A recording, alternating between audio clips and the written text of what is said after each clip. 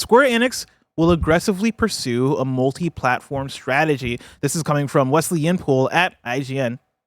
Square Enix has announced a significant company reboot amid tumbling profits. Reporting its financial performance for the financial year ending March 31st, 2024, sales in the digital entertainment segment, which includes video games, rose by 2.6%, but profit fell by 15.8%. This, despite the sale of Final Fantasy XVI, Final Fantasy Pixel Remaster, Foam Stars, and Final Fantasy VII Rebirth. Specifically on HD games, the subcategory Square Enix uses to encompass all the above games, the company saw a significant operating loss of approximately $51.9 million. Final Fantasy XVI and Final Fantasy VII Rebirth both launched as PlayStation 5 exclusives, and while Square Enix has announced a sales figure for Final Fantasy XVI, it has yet to do so for Final Fantasy VII Rebirth, the second game in the company's trilogy of Final Fantasy VII remakes. In its financial report, all Square Enix would say is that it has suffered from an incomplete journey to better profitability in HD game development, and that it had... Glad they said something so clear.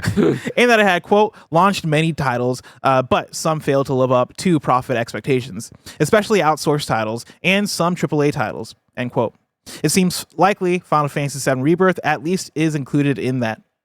In response to the tumbling profits, Square Enix announced what it calls Square Enix Reboots and Awakens, a 3-year plan for rebooting for long-term growth. This involves a rethink across all parts of the business, but the highlight is a shift to multi-platform strategy. Square Enix said it will aggressively pursue a multi-platform strategy that includes Nintendo platforms, PlayStation, Xbox, and PCs. Note the wording here of Nintendo platforms, with Nintendo set to announce its Switch successor console before April 2025.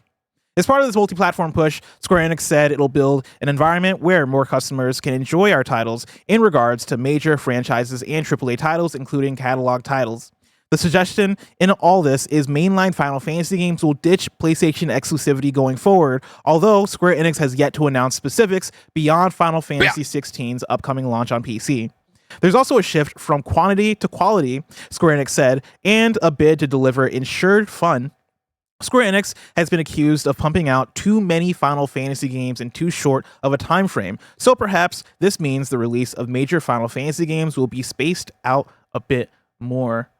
Greg, we've talked a lot about, I guess, the shifting sands of the games business, right? We've seen so many layoffs, so many studio closures, companies not making as much money as they have been in recent years.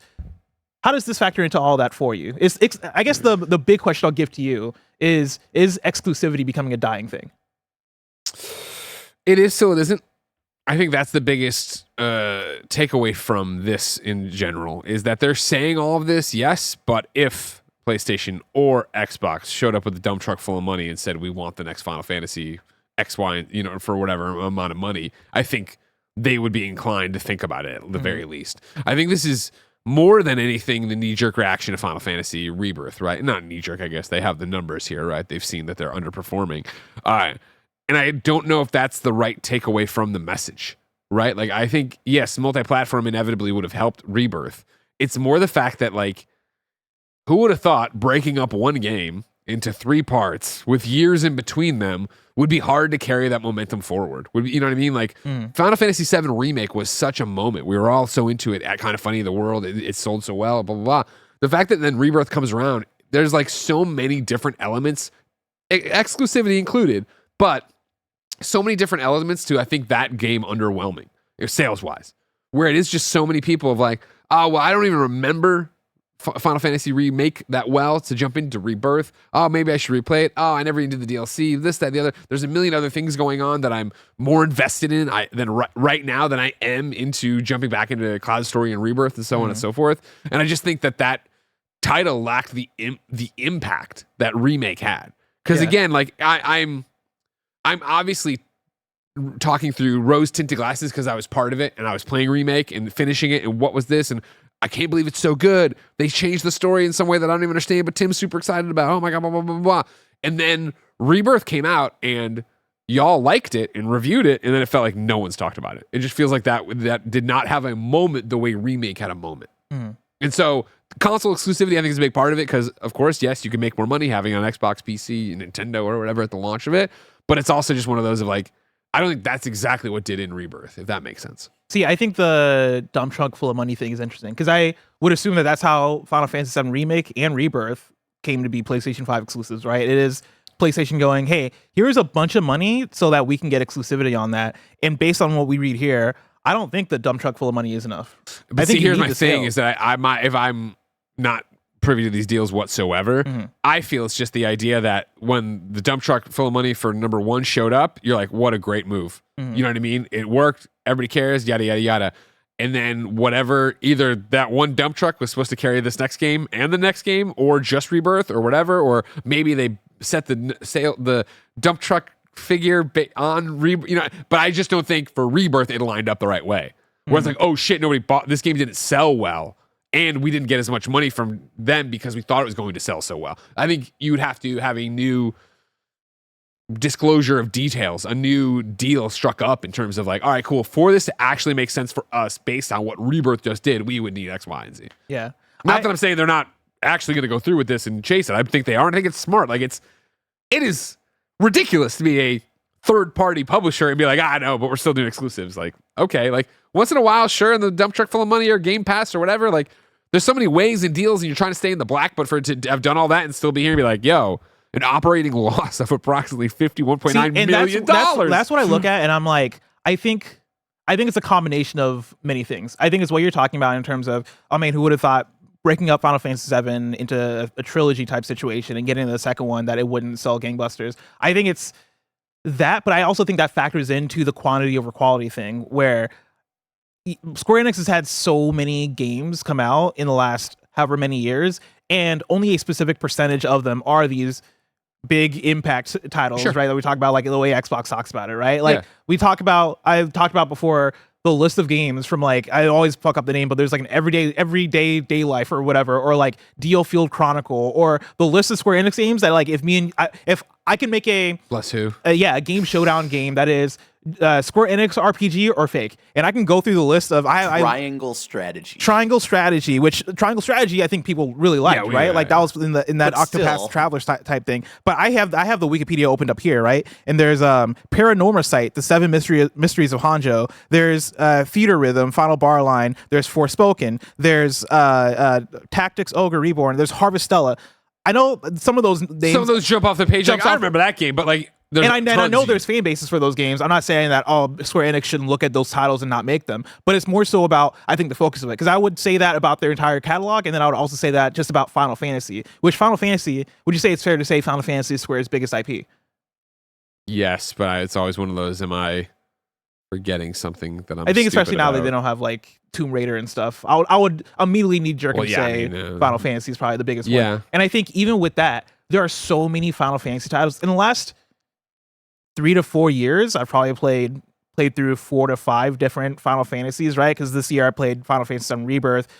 Before that, I played Final Fantasy 16, another big AAA Final Fantasy, like mainline Final Fantasy game that came out only 6 or 7 months ago. Before that was Crisis Core, the remake on PlayStation. Chaos. Crisis Core. And then like before that was the Kill Chaos one, and then before that was Final Fantasy VII. So I think that was like 5 games I might have just listed there, 4 or 5. Yeah.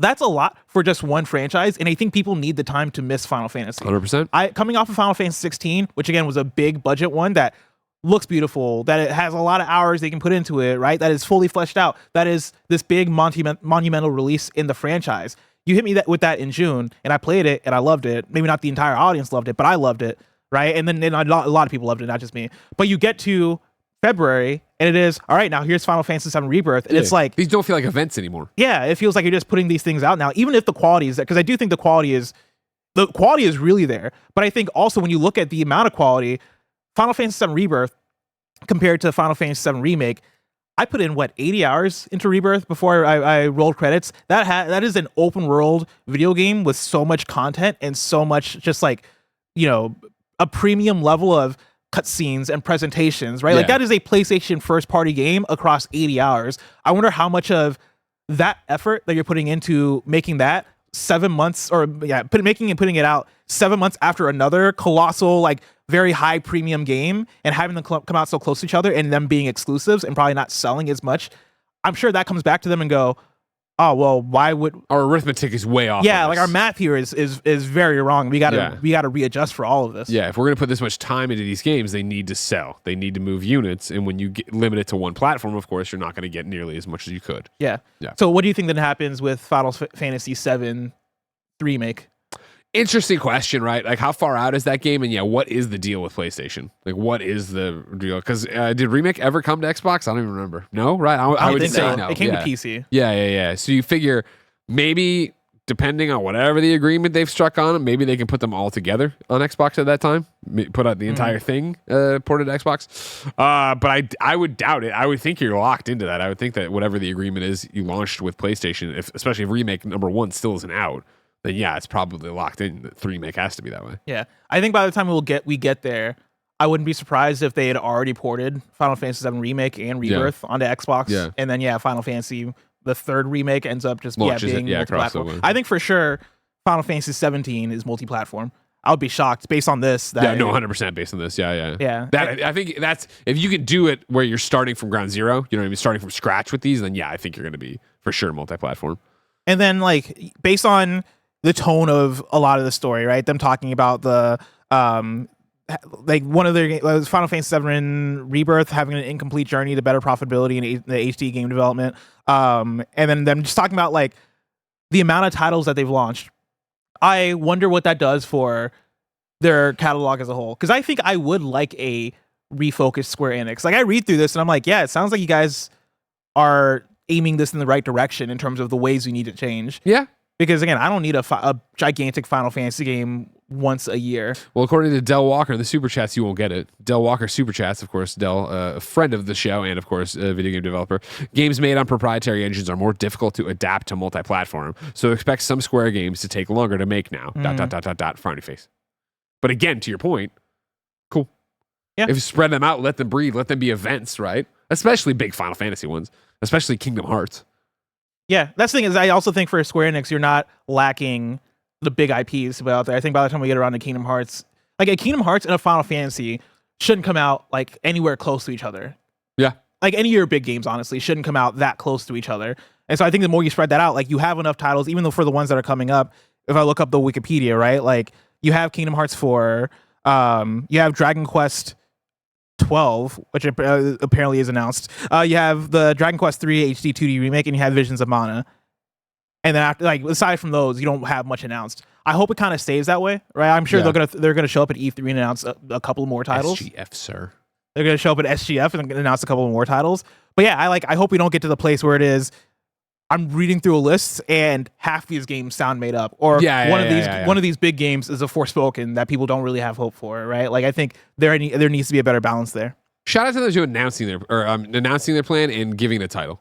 Square Enix reboots and awakens. You know what I mean? That sounds like he presented at E3 or put a subtitle on it. I like that. 3-year plan, rebooting long-term growth. All right, let's see what's up. I want to bring in another super chat from Optimus Prime, who says, never sat right with me that Square Enix put out the Final Fantasy 13 trilogy, all the 3D legacy Final Fantasies, FF15, Kingdom Hearts, and Dragon Quest on Xbox, and then just stopped randomly. Final Fantasy should be enjoyed by everyone. Yeah. I mean, I think... I agree with that. Yeah. Where it was weird, where it seemed like, oh, the walls are falling down. Oh, they're going to and then it did just stop, and it got confusing again for schlubs like me who aren't the biggest Final Fantasy followers to be like, wait, did that ever come out or no? Which was that one of the ones that got stopped or no? Yeah. Yeah, and I think, on the PlayStation side, I think it was probably a good move to get those Final Fantasies exclusive. People have that, like, identification of, oh yeah, when I think PlayStation or when I think Final Fantasy in a platform, I'm going to think of PlayStation. So to reclaim that is smart, but also... the money has to come in at some point. I have a question here. It's a super chat from Jumbo, who subs for 4 months. Thank you so much. And says, Square's recent output has been very solid, but it comes with the issue of being overabundance of content. With this plan, can lead them to becoming another Ubisoft. I mean, you're putting your games everywhere, sure, but I think this is feeding your audience on the platforms they're at, right? Like this is in a lot of ways similar to talking about how Xbox is trying to meet you on any screen you're on, right? This is Square Enix being like, well, we have so many fans that are, or so many Final Fantasy, Kingdom Hearts, Square Enix fans that are on PC, that are on Xbox, that are on Nintendo. Why are we shooting ourselves in the foot? Why are we kneecapping our own games and the success they could have? I don't read this as, I think Ubisoft's problem is that Ubisoft said a while back, everything's open world, go synchronize the points and get the thing and fly around and do whatever you want in this sandbox world. And that lost the identity of their game. That became the identity of their games. And that kind of appealed to no one and some people all at once. And it was that idea suddenly of like, well, I don't care about Avatar, but I liked Far Cry, so I'll play that. Well, I like the Assassin's Creed, but not that Assassin's Creed. I think having a vision, right? The idea of Square Enix saying here that they're going to go do this, they are rebooting, they're going to rethink across all parts of the business. Like a multi-platform strategy, I don't think needs to be we're watering down the IP, we're watering down the game. Everything will feel the same. I think it just means that we're going to keep making great Final Fantasy games because these Final Fantasy games have been great, but get them to more people so we get more money. Yeah. I'm also very fascinated by if it affects how they make the games, because I think Rebirth is fantastic. I don't think my favorite parts of Rebirth though are more of the mainline content, not necessarily like the open world. Yeah, stuff. you talked about that, right? Yeah. And so like I'm sure with the third, whatever is after Remake, may follow up on the open world structure of it, but I wonder if there's a conversation of linear. Hey, yeah, let's make this leaner. Instead of 80 hours, what if this is a 30 or 40 hour game, or what if this could be a 25-hour thing, or if it fits the narrative. Again, I don't know if a third Final Fantasy VII remake needs to be open world. Chat can tell me because I've not made it that far in the game. But like I think you could stand to benefit from that, or at least maybe not as much shit as was in Rebirth, And so it's interesting too, right? Where like one of the things we've glossed over here, right? As part of this multi-platform push, Square Enix said it will build an environment where more customers can enjoy our titles in regards to major franchises and AAA titles, including catalog titles. Meaning that all like back to the question we had earlier here of how weird it was from Onimus Prime, right? Of like I could see another giant drop of all of these Final Fantasy games that you didn't have on Xbox or Nintendo are going to be there. Yeah, that'd be sick. Maybe for Switch's launch.